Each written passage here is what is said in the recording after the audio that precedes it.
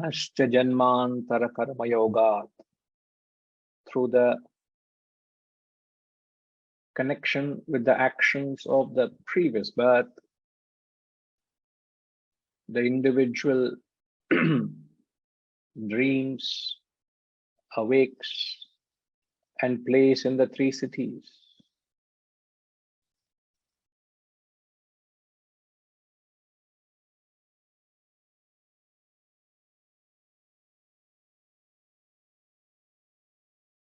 From him indeed arises the pluralistic phenomenon,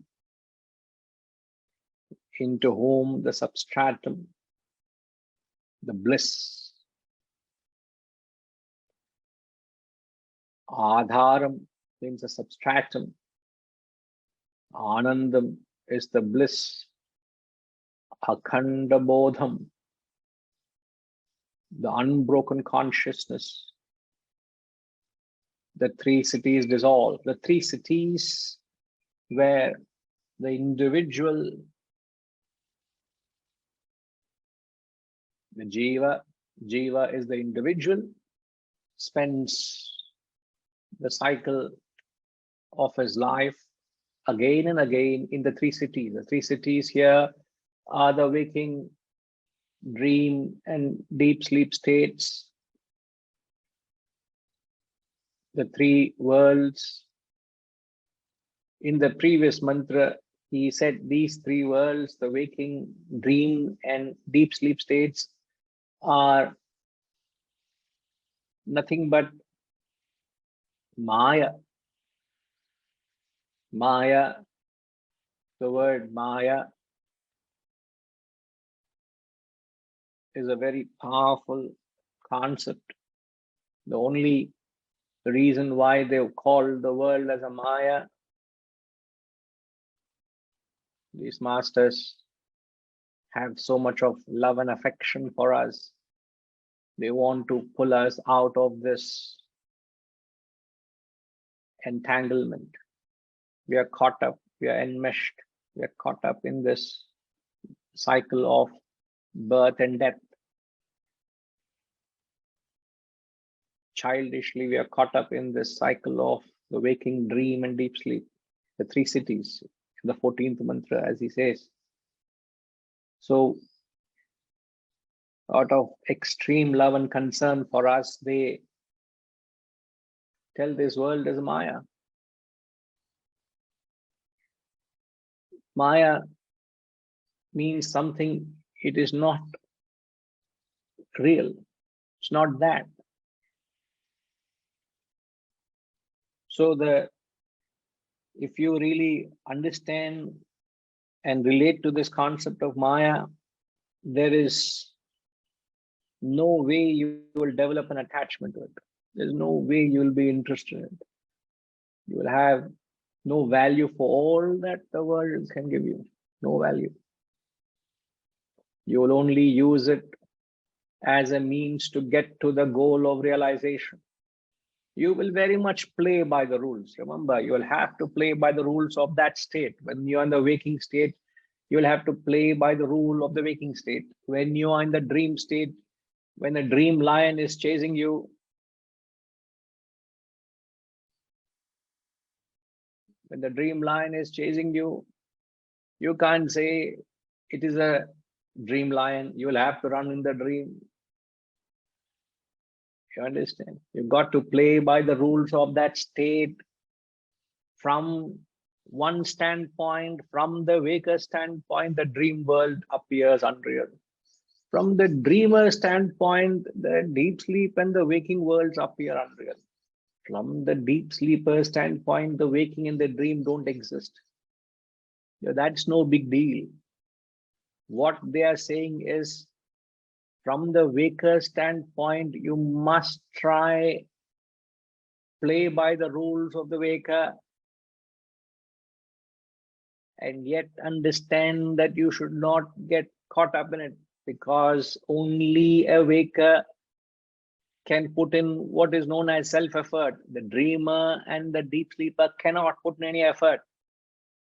The only difference between the waking, dream, and deep sleep is there's evolution possible only in the waking state. There is no question of questioning the experience as a dreamer and deep sleeper.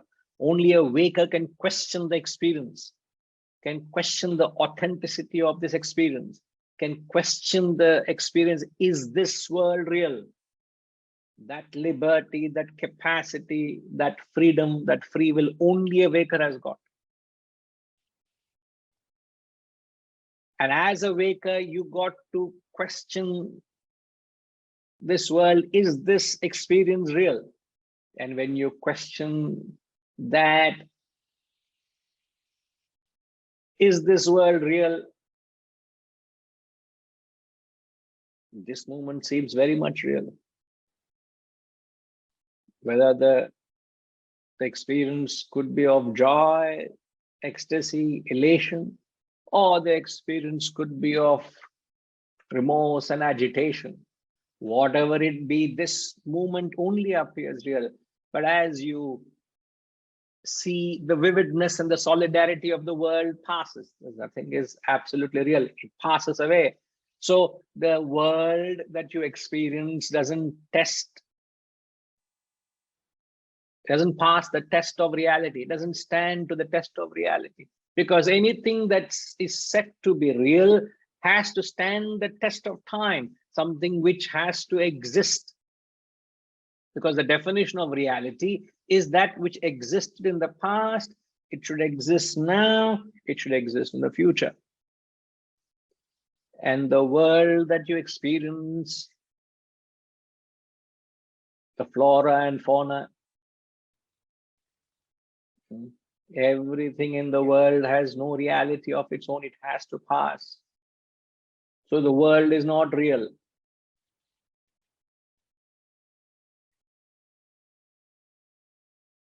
The ignorance you have also is not real, isn't it? Also, it's just to someday has to disappear.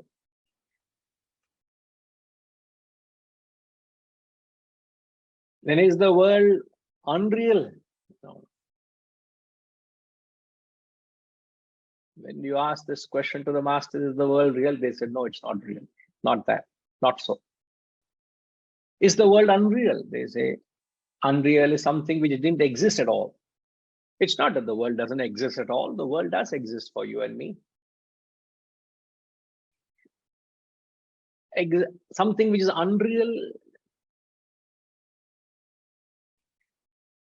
it didn't exist. No, they say the world is not unreal either. Then is the world a combination of reality and unreality? Is it a combination of these two? They said, no, no, no. It can't be a combination of real and unreal because reality and illusion cannot coexist. Either you see the real object or the illusory object. How many see both, men? You can't see both. So then what is it? The world is not real. The world is not unreal. The world is not partly real. The world is not partly real. And what is the world? To that they came about with the concept, the world is Maya, not this. It is not what you think it is. It's an illusion.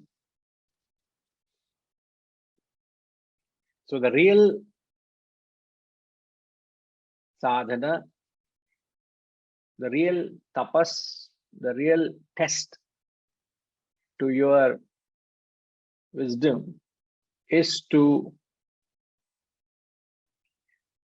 perceive the world as Maya as you play by the rules of that state. You're playing by the rules of that state, but right through you are able to entertain this idea. This is not the reality. If you are able to tell yourself in the thick and thin of things of life, it can be extreme joy, it could be extreme sorrow, it could be the best of moments or the worst of moments. You are going through that, you have no choice but to experience that. But while you're going through that, if you can tell yourself, this is not the reality. This is an illusion. This is not real. So the whole objective of the concept of illusion is meant to inject this idea while you're experiencing it, not when you're not in that state. When wealth is gone, you may philosophize and say, what is big deal wealth? Everybody has lost wealth. So also I have lost a little bit of wealth. So what's the big deal? After it's gone, you can say. Having affected by it, you can say.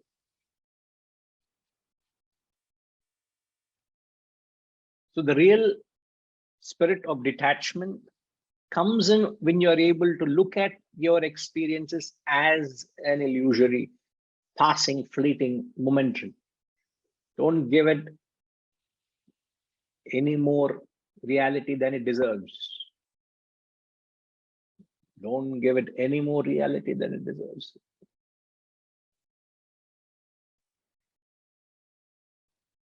And this seems to be happening again and again, as he says, Punashcha janmantara karma yoga. This is the sentiment which he is brought out in the 12, 13, and 14. Okay. Okay, I think there's a question here. Rajima is asking, what is that takes us to the three states?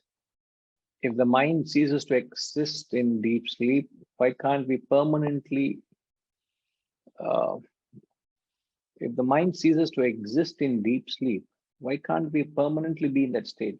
Why do we wake up?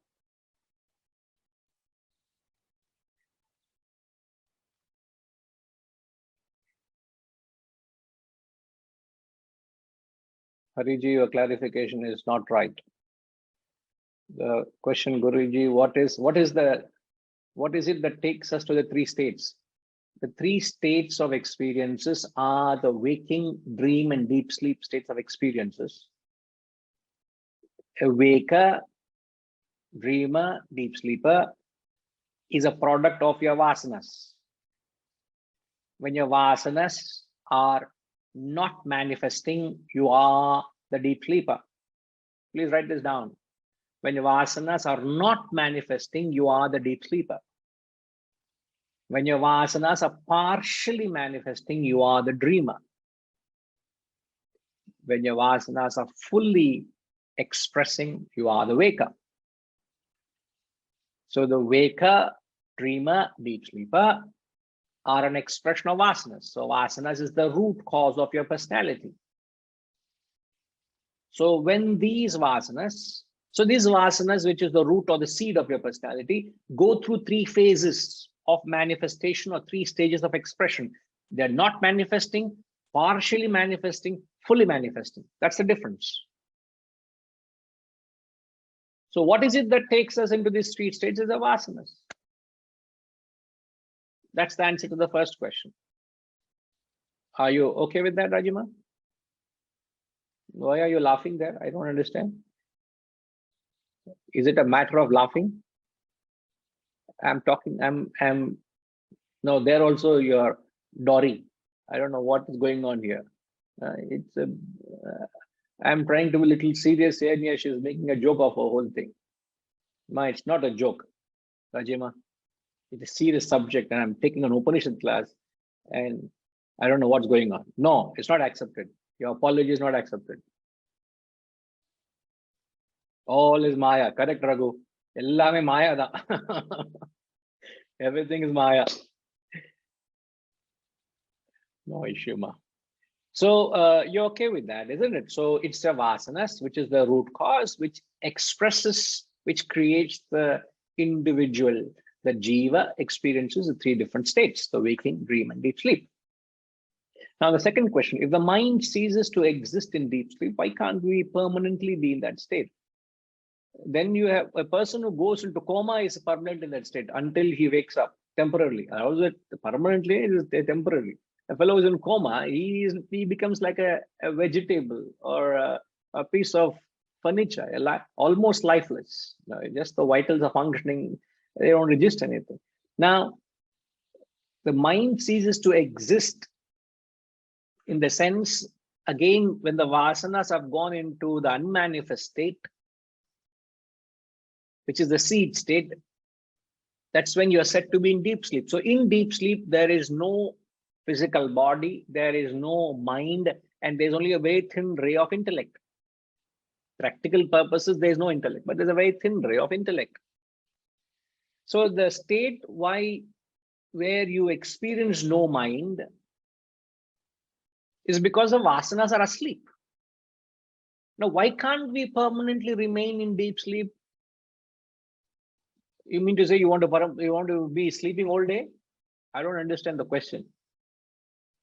A person who has attained that state of realization, the bliss experience he experiences, since the bliss of a man of realization is unknown, you don't know how to. In fact, in the 14th mantra, he says it is unbroken bliss, akhanda bodham, anandam. It is bliss, unbroken. Our happiness is broken. This moment we are happy, maybe the next couple of moments we are happy. After that, there is something that comes and disturbs that. There's an agitation, there's a friction. So that bliss of us is broken. Since we do not understand the bliss experienced by a man of realization, they only compare that state of ananda to the bliss you experience in the deep sleep.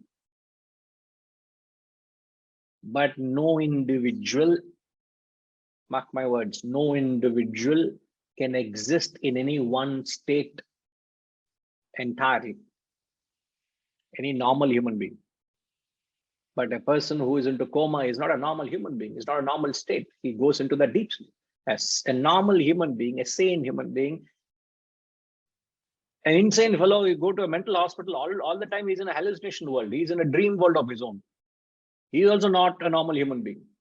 So a mad fellow or a person who's in coma are not normal people. A sane, a normal human will have to keep switching from the waking, dream, deep sleep. That is a natural state. It is a healthy state. Philosophically is unhealthy, but a normal, from a layman's point of view, he has to keep switching from waking, dream, deep sleep. So wanting to exist in a particular state is unnatural. It's not possible. Answer to the second question. Are you okay with that?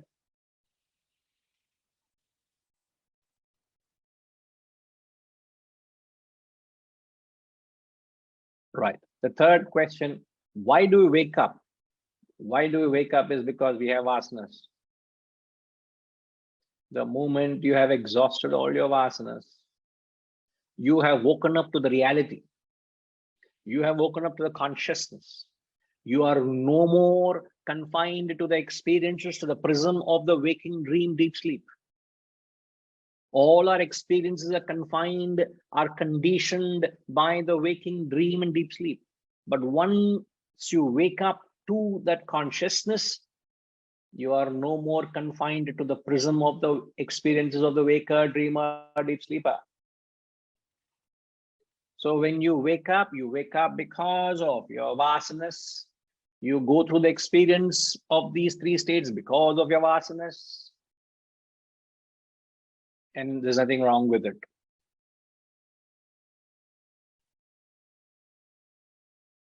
I'm glad you're following that. Okay. Right. You're most welcome. Yes, Hariji.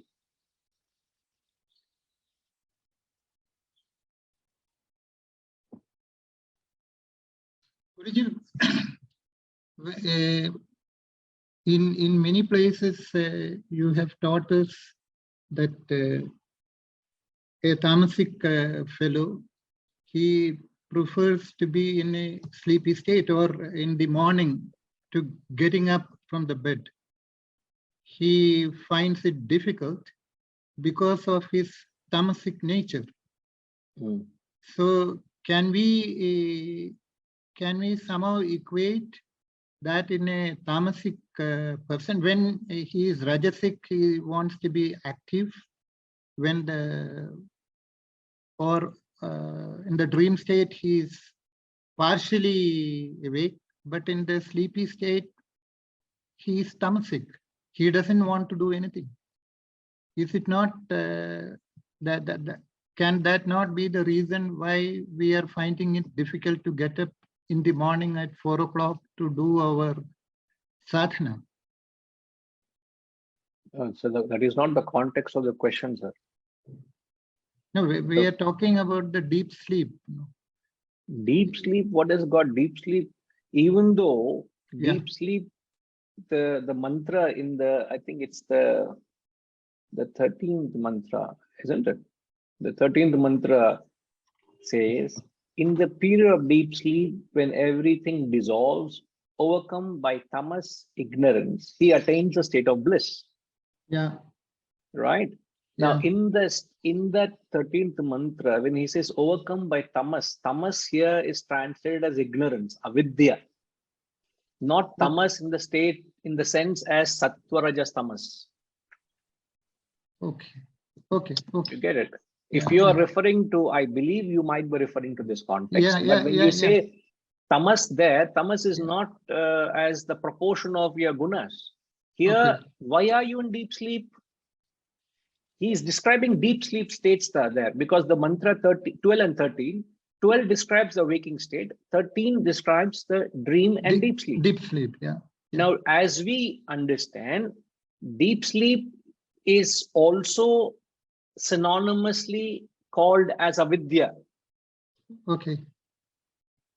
Isn't it? Now, it's some, okay. Right. So, but don't confuse it with reference to the gunas. Okay. You're trying to say the gunas as the three states. You're trying to fit in sattva, rajas, tamas into waking, dream, deep sleep. Please don't do that. Don't do that. Okay. It'll only confuse. We should not do that. Okay. Okay. Yeah. Right. Perfect. Now,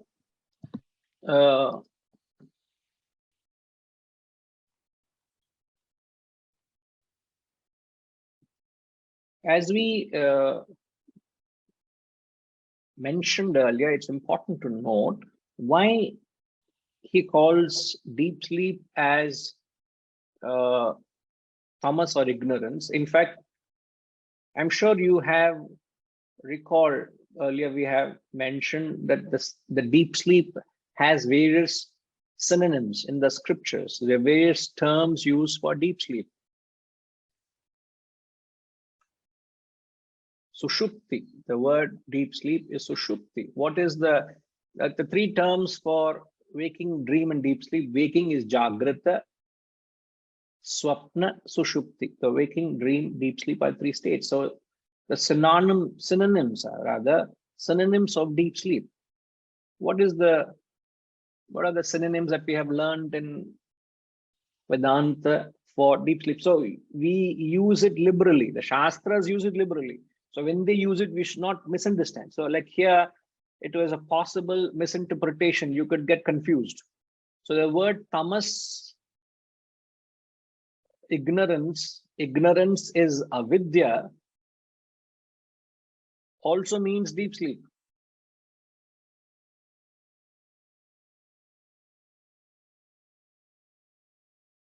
Now, what are the other synonyms of deep sleep?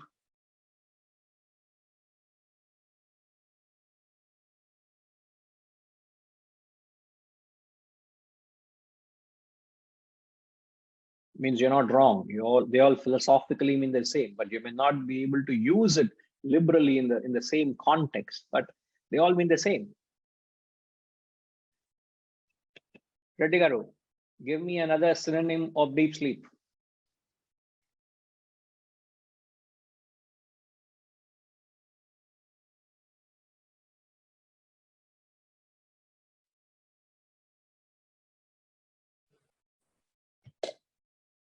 The synonym of deep sleep itself says ignorance. So we are in ignorant mode now. Not able to identify one more. Sir, what clarity, sir? What clarity, sir? I wish we all have the clarity of yours. No, I'm not able to. No problem, sir. No problem. But you jot down all the things and then you philosophically try and connect all of them. It's so beautiful. It fits in so perfectly. Then it makes it easier to understand these textbooks. That one more point is, Guruji, like the context-based use of meaning Tamas is the one how Ariji has rightly asked the question where it is not the tamas of reflecting the vasanas. It is tamas here. It appears to be it's more about the ignorance. It's been corrected as an ignorance. Yes. Your ignorance, you are dark and you are lazy, or whichever maybe the context which we take it up. But tamas is been resembled as ignorance here. Yeah. So because the deep sleep is synonymous to avidya, avidya is ignorance. So avidya is deep sleep. You're right. And as Padminima rightly said, deep sleep is also known as Anandamaya Kosha. Kosha. When Anandamaya Kosha is a sheath, and Anandamaya Kosha means when you are in deep sleep, as I did passingly mention a little earlier, you experience a state of bliss. It's also known as a bliss sheath. So bliss sheath, you get the name bliss sheath because of the experience in deep sleep where there are no agitations.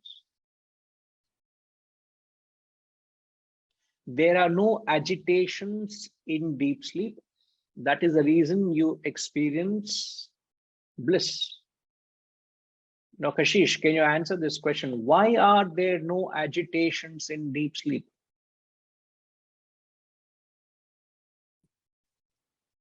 Hari Om Guruji. My understanding is that it's because agitations primarily attack the mind. And if the mind doesn't exist in deep sleep, or if the mind is sort of dormant in deep sleep, then it can't be agitated. Therefore, there can be no agitation. Very smart answer. The mind itself is not there in deep sleep. So where can be the agitation, sir? It's a leading question. In law, they say it's a leading question. Like, when did you stop beating your wife? That means at some point you should have started beating. That's when you will have to stop, no? So if you are not smart enough, you will fall a trap. So that's kind of question. The mind itself doesn't exist. So where's agitation in the mind, sir? I will want you to rethink the answer. Why is the same question repeats? Why is the mind not available in the deep sleep? Okay, agitation belongs to the realm of the mind. You're right to say the mind is not there, therefore agitation is not there. But the question is, why is mind not there in deep sleep?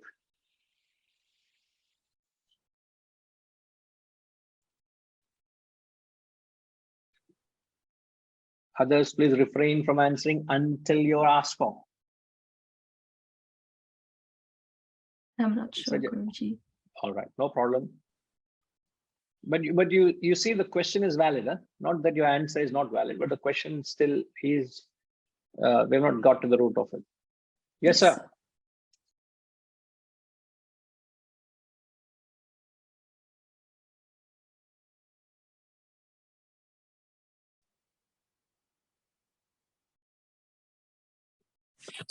Absence of objects of consciousness. Shivaji, will you have to come again? Sorry, you have to come again, sir. In deep sleep, it's not that it is an absence of experience. In fact, we have the experience of absence in deep sleep. Yes, there are no more nothingness in the objects. There are no objects. So only when there are objects, we try to hold on to. There's no objects, there's nothing. But we do have the experience of deep sleep. Otherwise, we'll not get fully charged in the morning. We do feel that we slept very well. Right. But there is only one thing present even in deep sleep that I think many times we have brought it forward. The consciousness exists even in deep sleep. But there is no experience there. It's an absence of that experience so that brings there is that experience of nothingness. Yes. It is an experience. Experiencing nothingness, also experiencing silence is also an experience. It is a sound experience of silence.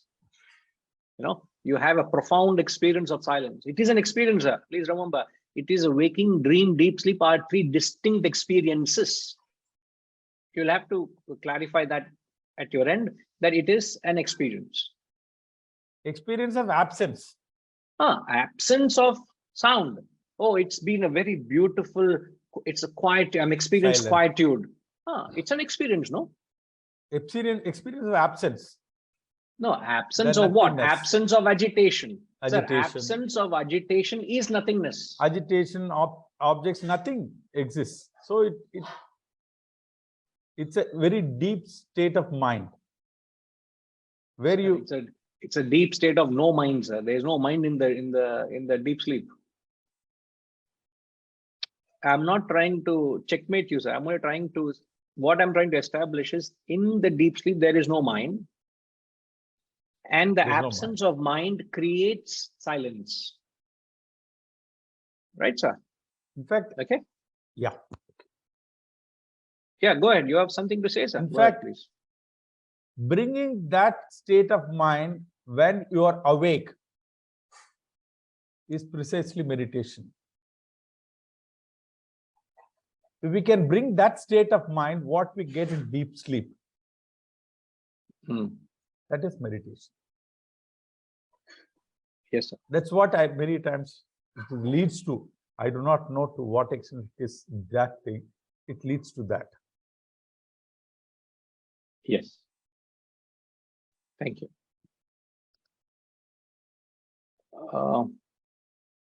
Hariji, you may have to just hold on. Yes, sir. Do you have something to say?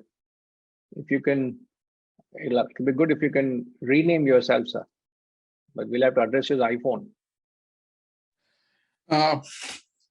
Namaste, Guruji. This is Ravi Isola here. No, I get it, sir. Yes. Yeah, my iPhone, I don't know. I have registered it my name. I thought I had, but the name is not showing apparently. No issue. I'll try and do it again. So I'm in California now. So I'm 12.5 hours behind now from 9.5 hours earlier. But in a way, it's better because it's evening for me. I can only say I was just listening to all the comments very attentively. I have had no experience. Even the experience of deep sleep is that bliss of deep sleep itself doesn't come very often. Because sleep itself is a great luxury, deep sleep at least. But the point I wanted to make was I can only go by what Sri Ramana Maharishi says. In deep sleep, the mind withdraws into itself. It withdraws into the source, and hence there is no mind. And the source, needless to say, is the pure spirit, the Shuddhatma, or the Paramatma, or the Brahman, whatever name we choose to give it. Hence, and of course, he also says that there's no difference between Sushupti and Turiya. Only one major difference is in Sushupti, you are asleep. In Turiya, you're fully conscious and experience the same bliss. You're fully awake. In other words, all these three states of being, which we think is life, are actually the true sleep. And only when you come awake, when you reach the state of Turiya, that you're truly awake, when your consciousness is fully functional. Yes, sir. Sir, I would like to correct one term you used. You said Sushupti and Turiya. Turiya is referred to the state of consciousness and bliss, or the fourth state.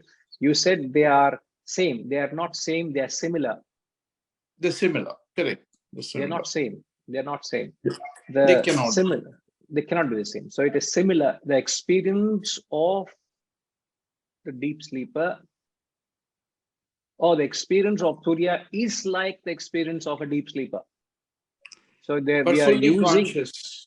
Oh yes, it's a conscious experience. Here it's a unconscious experience. So the waking dream deep sleep can also be said to be, Rajima, capture this, huh? So the three states, waking dream deep sleep, can also be said to be as a conscious, subconscious, unconscious states of consciousness. So when you're conscious, you're awaker. When you're partially conscious or subconscious, you are the dreamer. When you're unconscious, you are the deep sleeper. Now, when do these conscious, subconscious, and unconscious states come? when the pure consciousness expresses through the vasanas, you either conscious, subconscious, or unconscious. I repeat, when the pure consciousness, which is the fourth state, as Raviji rightly said, when the pure consciousness expresses through the vasanas, it expresses as the waker, dreamer, deep sleeper, and waker, dreamer, deep sleeper is nothing but waking state is a conscious state, dream state is a subconscious state, and deep sleep is an unconscious state.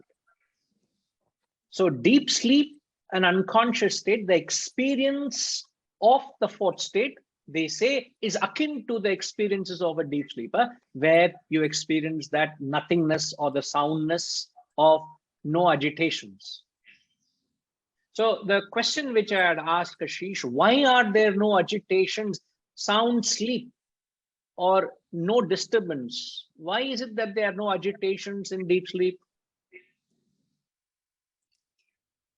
Raviji, can you answer that? Since The mind is withdrawn. The mind is gone back to its source temporarily. The mind doesn't exist. What do you mean mind going to its source? No, you referred to Ramanaji there, but what do you mean mind is? The mind is not, as you pointed out, sir. All the three states are external manifestations of your vasanas. So when the vasanas temporarily cease to exist, the mind ceases to exist. Correct. So this is the answer, Kashish. Why is the mind not present in deep sleep? Is because vasanas are not there. Means vasanas are there, but vasanas are in the vasana state. Please, you got to, don't get confused. When a vasana is in a state of vasana, it is in the form of a seed.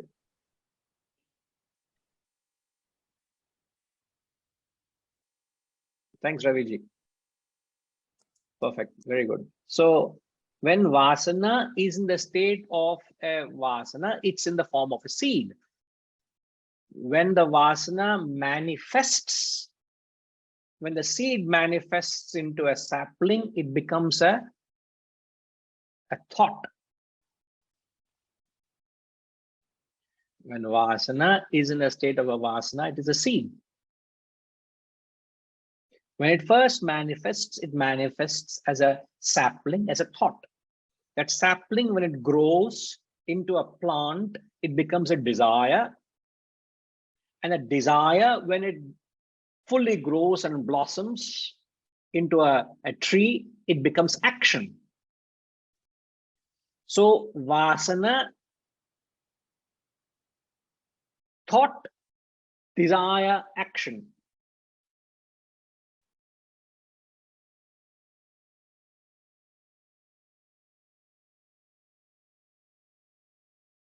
So in the waking state, you're performing actions. In the dream state, you are entertaining thoughts and desires. In the deep sleep state, there is nothing. There's only vasana.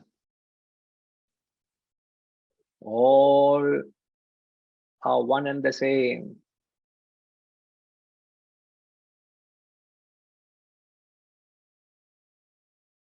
And Shivaji, please delete that thought from your mind that deep sleep is paripurna. Deep sleep is ignorance, sir, avidya. It is not paripurna. Paripurna is only turiya. Deep sleep is not paripurna. Deep sleep is an unconscious state. There is nothing that you can do in deep sleep. How can you say it's paripurna? You are just drawing a parallel, sir. Drawing a parallel of the fourth state. They are trying to describe the unknown through the known. How do they communicate Brahman to you? How do they communicate the experience of the bliss of a man of realization to you? They're only using the known experiences you go through. When you're going through this, it is similar to that. That's all they're saying.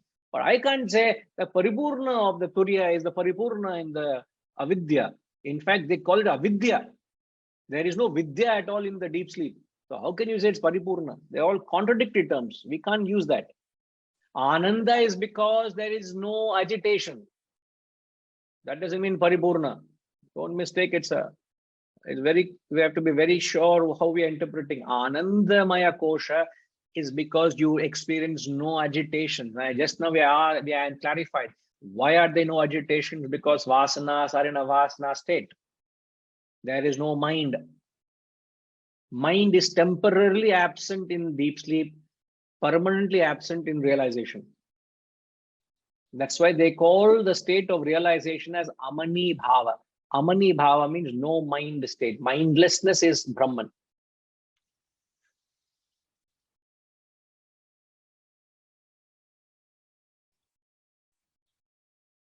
Okay. Subhaji, are you following, Subhaji? Hope you're not confused. Or is it a little too much?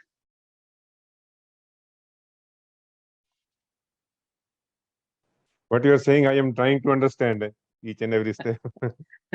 Not confused, but I am confused with the terms which they are coming, Ananda and all those things, basically. Right. But No. So your explanation is truly clear. Right. Just to help you also understand the other terms, I said synonyms of deep sleep. We said deep sleep is also known as avidya, ignorance. Another term for deep sleep is anandamaya kosha, because you experience no agitation. Another term for deep sleep is vasanas. Another term for deep sleep is, what's another term for deep sleep? Ignorance, Ignorance already we said, isn't it? dormant state of mind. No, it's vasanas. Vasanas is a dormant state. Vasanas, deep sleep, anandamaya kosha, is also known as non-apprehension of the self. The non-apprehension, another context we use non-apprehension of self, which is nothing but ignorance.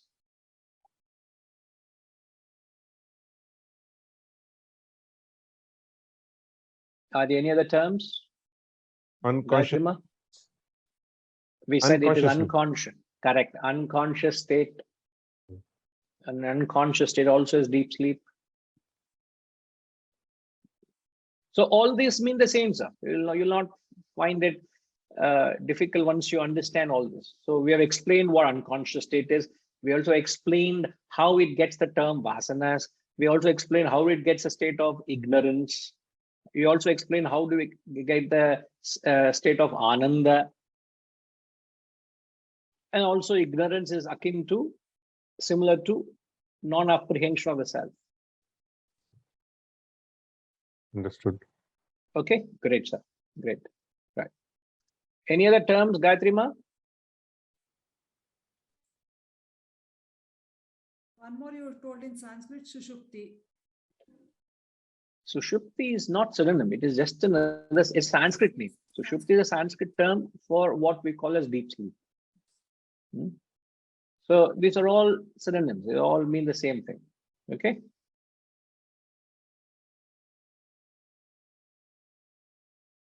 Raviji?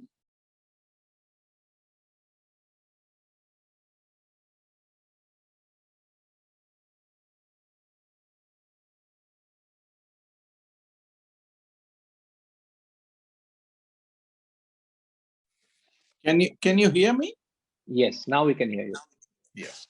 I was just thinking of the word jadam. You know, they say like a jad, jadam. In Tamil also they say jadam. Would that be another synonym for the state of deep sleep? Because you're like a corpse. You're like a insentient being. What does the word jada mean? How do you interpret the word jada here? Because in the shastras they say jada prakriti, jiva prakriti. They use these two terms in the shastras. Inert. Okay.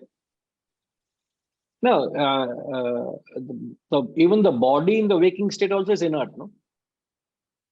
What gives life is that sentient principle, which is the consciousness. if my limbs are moving, it's because of the consciousness. Imagine if I were to chop my arm, it will just lie there like a piece of dead wood, lifeless. So body per se is jada. Yes. It's not, you can't say that it's jada in the deep sleep. It is jada per se.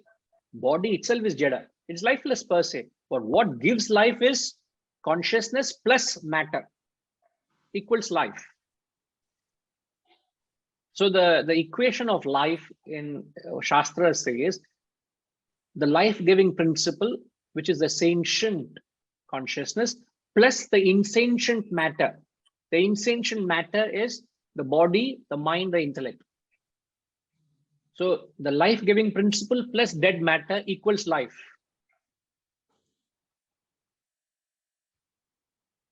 Life is where there's expression. So even in deep sleep, there is expression in a different way. The body, it's not that your body appears to be dead, but your heart is still pumping, the blood is being circulating, every organ is operating, isn't it? Yeah. So, but the word jada is referred to matter. Matter by itself is jada, lifeless. So in a broad sense, it has to be taken. We can't look at it from a deep sleep perspective. So. Okay? Okay. Right. Hariji?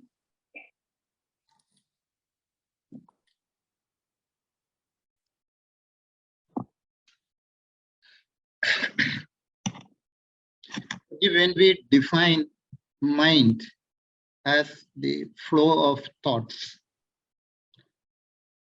that when there is no thought, when there is no flow of thought, there is no mind. That is the equipment. So when we say in the deep sleep, there is no thought, hence there is no mind, hence there is no experience, hence there is no agitation. The root, when we define mind as flow of thought.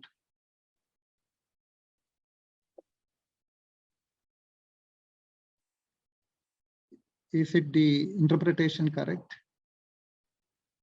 You are right to say so. But in deep sleep, we say vasana is in a state of vasana. Yeah, it is. But there is no thought. Correct. There is no thought.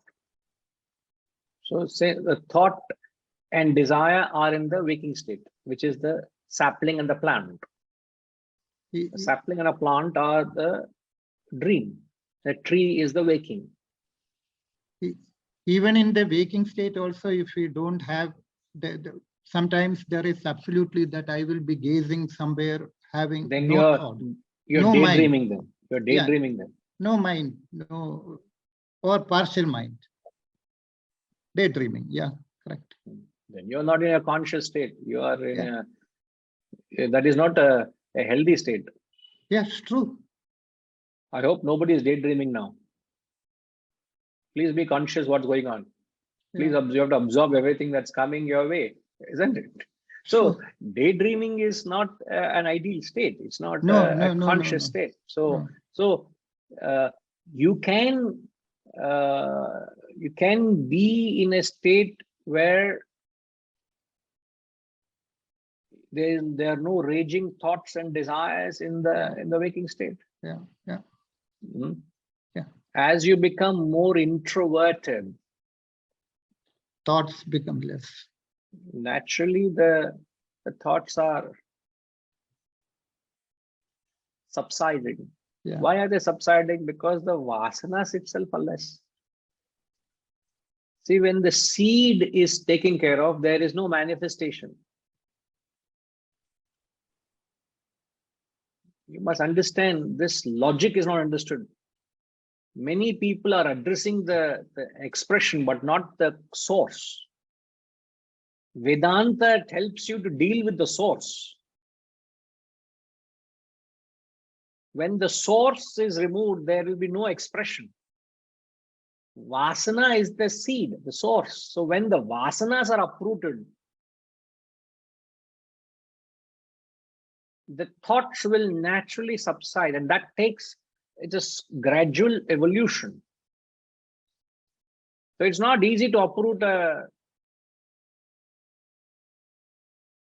So sometimes it could be a weeds and all shrubs that grow in your garden. It's not easy to even to uproot that that weeds from the root. You can trim it, you can pluck it, but you may not get rid of it from the root. So what happens again? It will grow. It shoots up again. So using a lawnmower to cut it on the top, but not the root is not taken care of. So if you want to get to the root of the vasana, the Shastras have prescribed what? Don't answer, Hariji. Hold back your answer if you know. Harish, to uproot the root, which is the vasana, the Shastras have prescribed what?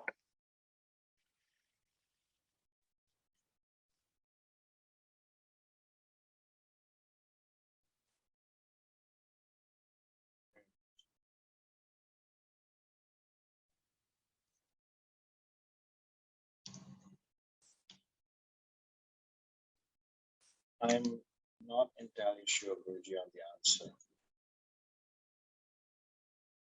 But you're following the discussion, Harish. I'm following the discussion. I am. Right. Okay. So follow Harish. Yes. Lakshmi Ma, are you there? Have you sorted out your audio issue? Ah, Yeah, yes. I'm now using through the browser. Can you hear Guruji? Hariom? Yes. Yes. Yeah, I'm using the browser instead of the app that I downloaded. Basically, I feel we have to kill our desires through experience and knowledge. So Now the question is, how do do we- you uproot, not the desire, uproot? the vasanas. But dealing with the vasanas and thoughts is like using a lawnmower. But you want to remove the weeds, you got to be patient, go and get a firm grip of that weed and uproot it from its root. That is when it will not grow. Not by merely moving the garden, you will uproot the weeds. They'll firm, in fact, they're growing stronger because it keeps growing deeper. You're only taking care of the manifestation, not the unmanifest. Unseen part you're not attending. So the question is what the Shastras have prescribed to deal with the root, which is the vasanas. Literally, it's the root, R-O-O-T. The root of your personality is the vasanas. You want to uproot. What have the Shastras prescribed? Pick something higher than the root. How do you get rid of your vasanas, Ma? That's the question. How do you get rid of your vasanas? What has the Shastras given you?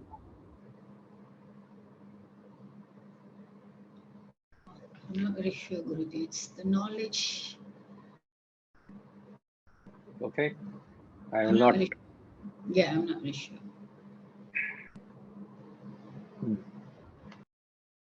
Shashikanji, what has the Shastras taught you? Don't say I have not learned the Shastras, sir. I'm only attending your classes. Shastras is a too big a term. Sir, bigger. Namaste, Guruji. I know you will say that. Shastras are too big, sir. I don't know all Shastras. Bigger root, you know. Yeah, We are the starters. correct. So my assessment of you is correct. I know what was coming. So what have we learned so far? What have we learned through the study of Vedanta? Through the satsangs, what have we learned? Incessantly, we have been maintaining. Constantly, I have been saying. You may not be hearing. I mean, you means I don't mean you. If you have been conscious of what they have said, you would not find it difficult. What is the prescription to deal with the disease of vasanas? What is the diagnosis?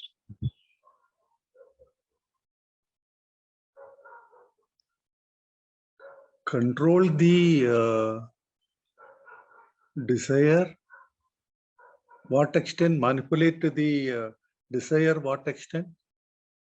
We are not even talking of desire, we are talking of the root. Unless until the root is not taken care of, you will fall a prey to the desire. It's a very deep question, Guruji. Ama, correct. Very deep question, because we are going deep into the root. Correct, sir. Very deep question. Think along, sir. Think along. Sure. Who has an answer? Okay, Gayatri, hold on. Raviji wants to attempt.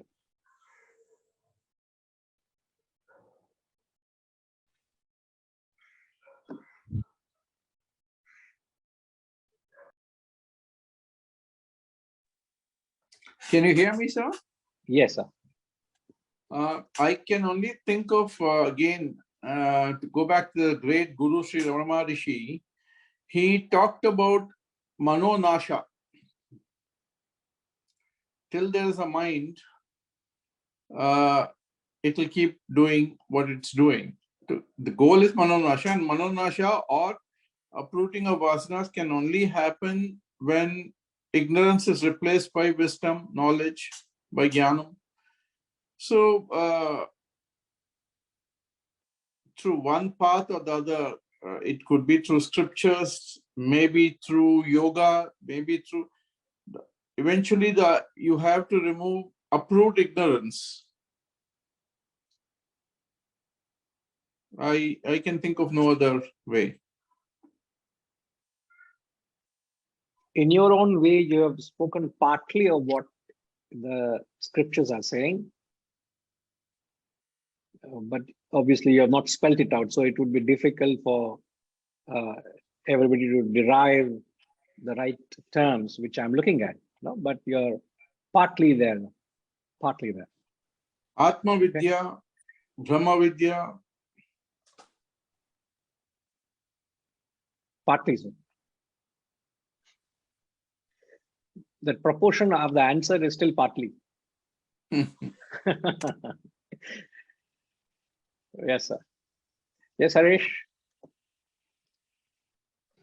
Guruji, may I make another attempt? You didn't attempt earlier. Now you can attempt, sir. It's for us to go inward, to constantly reflect, and to do the Brahma Murta. That's what I understand would be the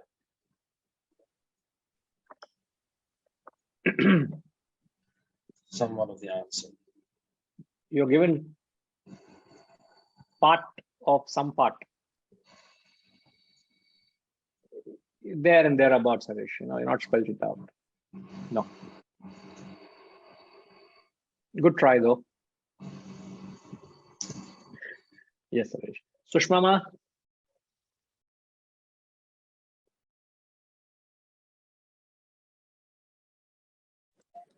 Guruji, I feel it is that early morning reflection and Manan, whatever you feel, if I can feel I have, a certain vasana, I can feel it is bothering me and I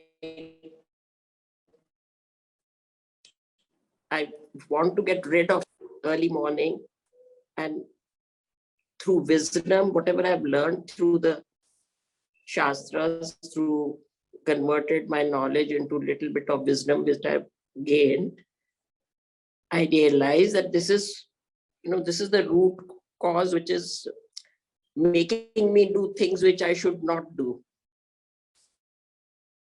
So if I keep reflecting on it every morning, I think gradually it will have an effect on my thinking, and every time if I'm trying to do something which in my own mind I've realized that this is a bad vasana in me. So then I will try to curb it, I think, and gradually maybe it will leave and replace it with something better to do. Replace it with satsang, or replace it with listening to some spiritual discourse, if I feel like I'm wanting to see a movie or a serial or something like that, and I'm constantly, so if I can reflect and tell myself that this is not the right thing for me to do, and replace that time with listening to a good satsang, which also it's not something which is against my nature, I don't like, which I like also, but maybe I'm tempted more with the serial or whatever I see. So I think if I do that, reflect upon it, and I'm wanting to improve spiritually, I think that should help me to some extent. No, I would not say you're wrong, but again, you're only giving a part or an aspect of what the paths are. In fact, the Shastras have given, yeah, Gayatri Ma, you're not wrong, Sushma, but you're only giving us an aspect of it, okay? Okay. Yes, ma'am. Guruji, it could be manana with viveka and vairagya, discrimination and detachment. Fail, utterly fail. You are being dismissed and debarred into the lower standards.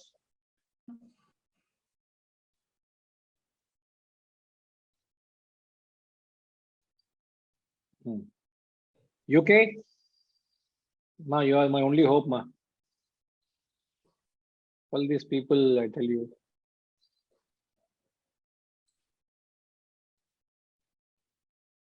Anyway, Reddy Garu is comfortable. Reddy Garu is comfortable in avidya, in ignorance. Mine also may be similar to that, Guruji, but similar to state. Is it replacing the low with a higher? How would you do that? Yes, that's the methodology. Okay. That's how you do. But how do you do that? First of all, being aware of what is the vasana which is troubling you, which you need to uproot. Then getting knowledge of the from the shastras or from the satsangs or something. How to, I mean, some other higher knowledge which you can replace the vasanas with. The only way you can get to the root of the vasana is through the three spiritual parts of karma, bhakti, jnana, yogas. Okay. There is only way of uprooting a vasana is through yoga, and the yoga is not hatha yoga, which is to breathe and stand on your head when you've got two legs to stand. You do breathing and standing and stretching, you do all that. It's good for your physical body, but your root of your vasana, the root vasana of your, which is the root of your personality, those vasanas can only be eradicated when you perform the karma yoga, bhakti yoga, and jnana yoga. Karma is performing unselfish and selfless service and sacrifice. Bhakti is to, see, karma is to unite with the higher through action. Bhakti is to unite to the higher through emotion. Jnanam is to unite to the higher through intellect and knowledge. Since you have got three equipments through which you acquire the dirt, the vasanas are acquired through the body, mind, intellect. You acquire the vasanas through the body, mind, intellect. You will flush out the vasanas also through the body, mind, intellect. So when all the dirt, all the impurities in the house are flushed out through the drainage system, isn't it? But when the city is flooded, the same drainage system will flush the filth and dirt into the house from the same channel. So there's a channel. You've provided a beautiful channel to flush out the dirt from the house. But what's happening is, I'm reminded of the term which you keep hearing in the water purity, reverse osmosis. I don't know if it's the right term to use. All the dirt from outside is coming inside. When the city, when the streets are flooded, the same channel is used to bring the dirt back into the house. Now, all where the vasanas are created in your mind, within you. How do you create? Present actions creates future vasanas. The past actions have created present vasanas. Where did you get these vasanas from? You have created it. Where have you created it? You have gone out into the world and you have shown an appreciation for what the world is, and you have acquired a taste for it, and now you want it and you want to enjoy it. You have created fresh vasanas, didn't you? How did the vasanas enters into you? Through the mind, through the body, through the intellect. Now you got to use the same channel to get rid of it, to flush it out. So karma yoga deals with the quantum of your vasanas. So when you perform karma, the quantity of your vasanas drop. When you perform, I repeat, karma yoga deals with the quantity of your vasanas. Bhakti yoga deals with the quality of your vasanas. The quality improves. The nature of your vasanas improve. Jnana yoga takes care of the direction of your vasanas. So karma, bhakti, jnanam, when all three are performed as per your constitution could be 20% karma, 40% bhakti, 40% jnanam. That is your proportion based on your constitution of your body, mind, intellect. What is your BMI determines how much sadhana you must put. So when you do this, and the Shastras say, I am not saying, you pick up the Shastras and read, and somebody should interpret the Shastras rightfully for you. Which guru you pick up, that also matters.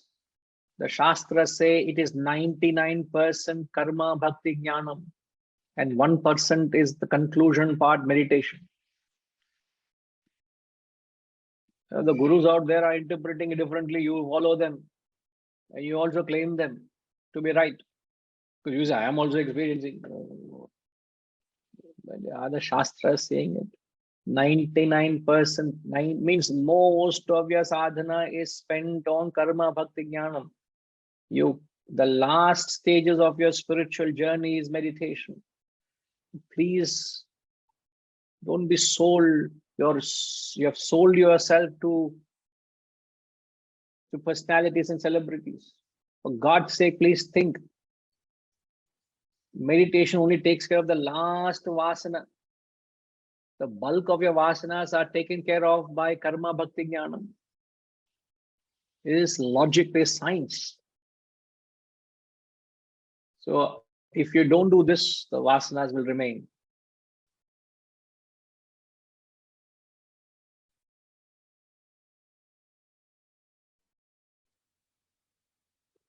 Okay.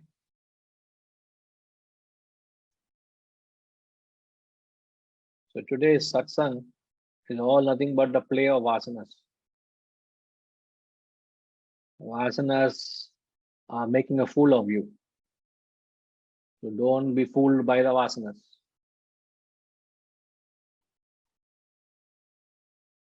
You are falling a prey to them and dancing to its tunes. Alas, alas. The one who gets rid of the vasanas gets to the state of Turiya.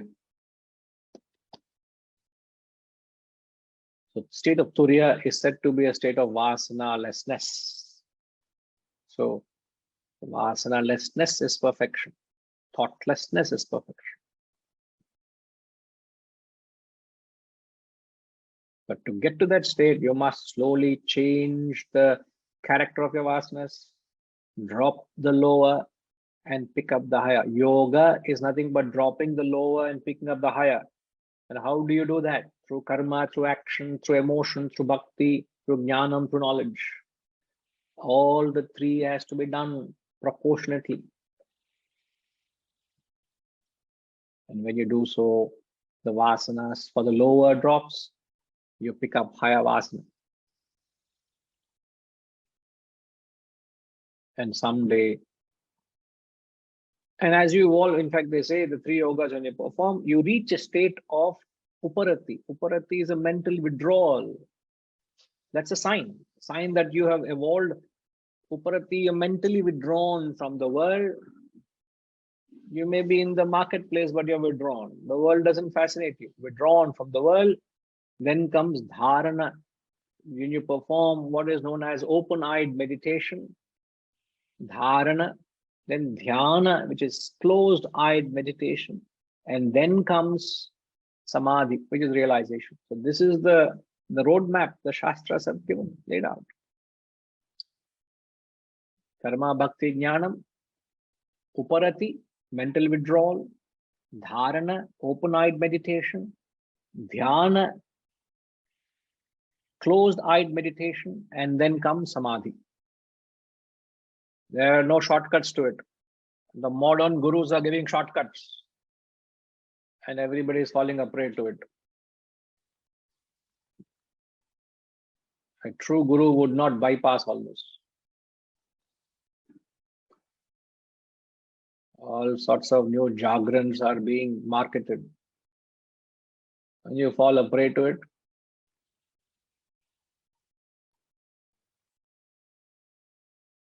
Lakshmi Ma, trust me, Lakshmi Ma, I'm speaking the truth. I am speaking nothing but the truth. Trust me. Have faith in the wisdom of your.